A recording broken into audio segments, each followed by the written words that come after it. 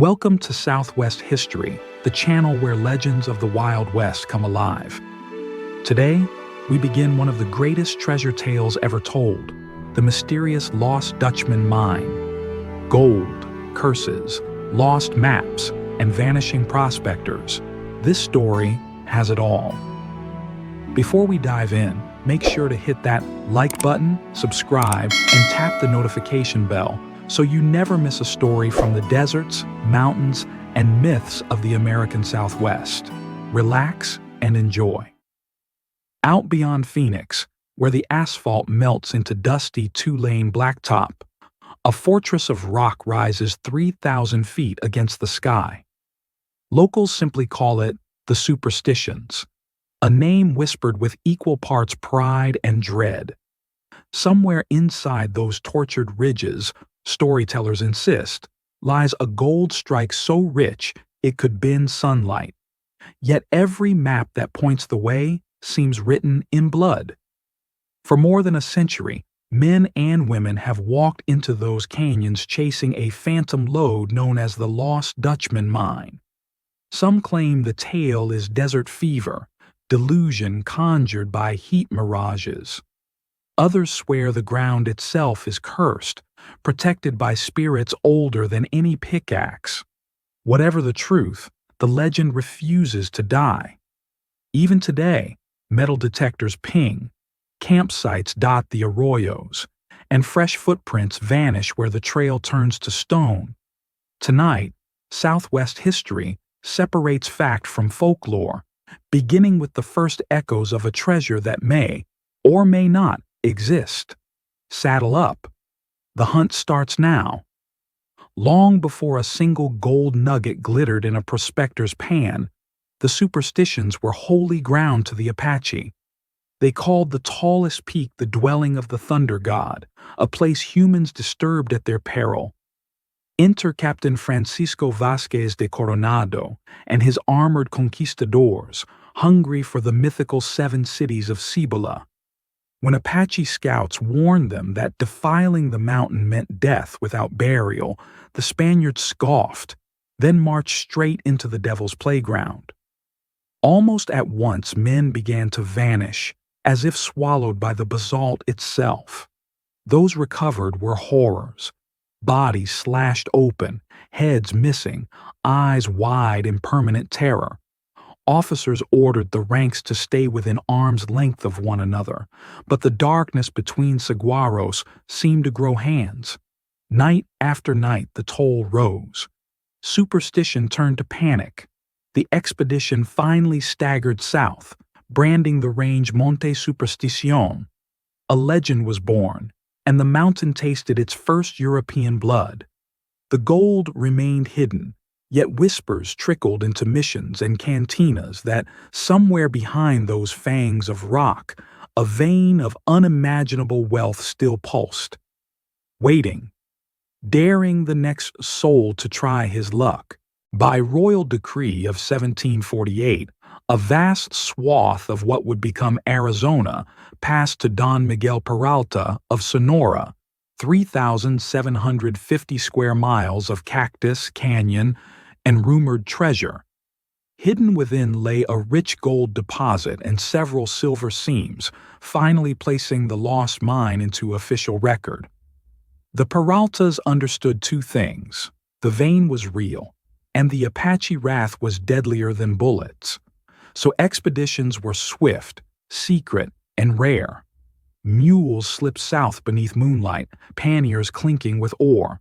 Decades later, in 1846, 4 heirs, Enrico, Pedro, Ramon, and Manuel, decided fortune favored the bold. They crossed the border with picks and powder, ignoring every grim caution. When they returned shimmering with yellow metal, greed eclipsed fear. Pedro pushed for one last haul during the chaos of the Mexican-American War. Winter 1847 saw wagons creak toward Sonora, entrances camouflaged, hearts pounding. They never made the river. Apache warriors struck like desert lightning, scattering animals and men alike. Gold littered the volcanic slopes, glittering in dry washes. Prospectors would later find carcasses of burros still carrying $37,000 in nuggets, a silent ledger of the massacre. Enrico's 1864 revenge attempt ended worse. 400 miners ambushed at what maps now label massacre ground. Only one lived to crawl back. The Peralta family sealed their fate. Their maps vanished, and the superstitions swallowed their secret once more. 1865. Fort McDowell stands between rising settlements and an Apache nation at war. Army Surgeon Abraham Thorne stitches soldiers by day and tends reservation families by lantern at night. His compassion earns him an unexpected offer, an escort to the fabled gold, on one unbreakable condition: he must ride blindfolded through 20 miles of labyrinthine arroyos. Against all military prudence, Thorne agrees. Canvas tied across his eyes, he listens to hooves crunching gravel, smells creosote carried on hot wind. Hours later, the bandage is lifted. Before him towers an impossible stone spire, casting a crooked finger toward the southern sky. At its base, Apache guides have stacked chunks of quartz shot through with gold thick as tree roots. Thorne gathers what he can carry, or later valued at $6,000. Then darkness drapes his vision again for the return. Wealthy but restless, the doctor cannot shake the glint of that hidden canyon. Months later he returns with friends, choosing sight over secrecy. They find the vein, just long enough to fill their saddlebags. But the superstitions allow no second theft. Apache scouts close the passes, gunshots echo, silence falls. The riders never reach Phoenix. Their bodies are reclaimed by dust, and the mountain keeps its blind map folded. In the restless 1870s, the legend finds its most famous keeper.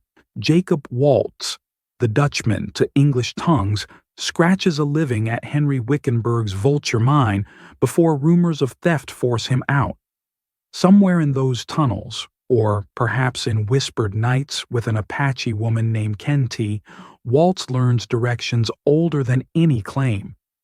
Whether map or memory, the coordinates lead north to the jagged silhouette he sees each morning from his homestead, Superstition Mountain. Waltz and partner Jacob Weiser vanish into the range and soon reappear in Phoenix, paying for flour and whiskey with ore so pure it could be minted. They register no stake, say nothing of location, and ride back into the basalt. Within months, Weiser disappears forever. Some blame Apache arrows, others Waltz's greed. Kenty fares worse. Legend says tribesmen cut out her tongue for betraying sacred ground. Yet the Dutchman endures, running a saloon at Tortilla Flat, slipping away to refill his poke when funds run low. He will guard the secret until pneumonia grips him in 1891. On a Phoenix deathbed, he murmurs fragmented clues: 3 peaks, a dry creek, a cave that breathes cold air. Treasure hunters scribble every word, but the map remains a riddle. The Lost Dutchman Mine fades back into mirage, waiting for the next dreamer to trade certainty for gold, and perhaps for life. And that's just the beginning of the Lost Dutchman's legend. From conquistadors to gold-laden burros, the Superstition Mountains have swallowed more than just treasure. They've taken lives. If you enjoyed this journey into the past, smash that like button, subscribe to Southwest History, and share this video with fellow history buffs. Drop a comment below. Do you think the Dutchman's gold is still out there? Thanks for watching, and we'll see you in part 2. Keep your compass steady and your boots dry.